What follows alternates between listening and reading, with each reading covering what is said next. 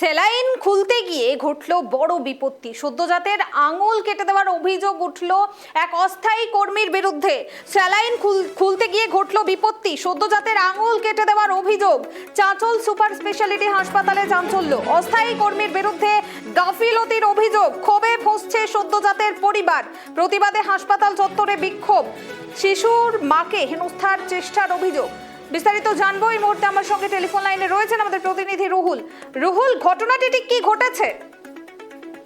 দেখো, আমি তোমাকে প্রথমেই জানাবো, মালদার চাঁচল সুপার স্পেশালিটি হাসপাতালে চিকিৎসা করাতে এসে বাচ্চার আঙ্গুল কেটে নেওয়ার অভিযোগ তুললেন মালদার চাঁচল কুশিদা অঞ্চলের সদ্যজাত শিশুর মা এবং তার পরিবারের আত্মীয় স্বজনেরা।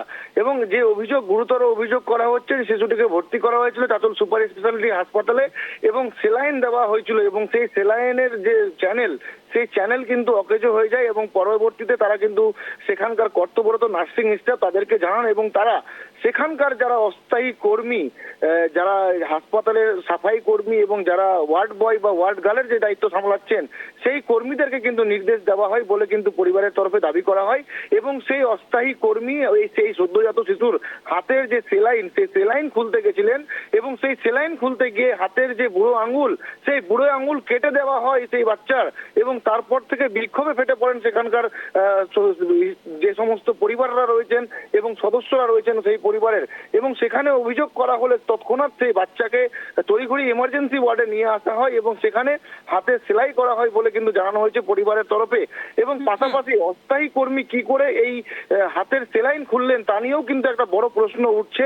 এবং পাশাপাশি তোমাকে জানিয়ে রাখবো, হাসপাতাল সুপার সুমিত তালুকদার গোটা ঘটনাটি জানেন এবং তারপর তিনি সেখানে পৌঁছন এবং সেই অস্থায়ী কর্মীকে তিনি সাময়িক কিন্তু শোকজ করা হয়েছে এবং মালদা জেলা মুখ্য স্বাস্থ্য আধিকারিকের তরফে একটি তদন্ত কমিটি করার নির্দেশ দেওয়া হয়েছে হাসপাতাল সুপারকে। এবং সেই মতো অবস্থায় হাসপাতাল সুপারের তত্ত্বাবধানে কিন্তু একটি কমিটি গঠন করা হয়েছে এবং যে এই ঘটনাটি ঘটিয়েছে তার বিরুদ্ধে অভিযোগ প্রমাণিত হলে হাসপাতাল কর্তৃপক্ষ কিন্তু চরম ব্যবস্থা গ্রহণ করবে। এবং পাশাপাশি হাসপাতাল সুপার সুমিত তালুকদার তিনি কিন্তু বলেছেন এবং দুঃখ প্রকাশ করেছেন এবং এই গোটা ঘটনার তদন্তর দাবি তুলেছেন তিনি। বেশ, ধন্যবাদ রুহুল।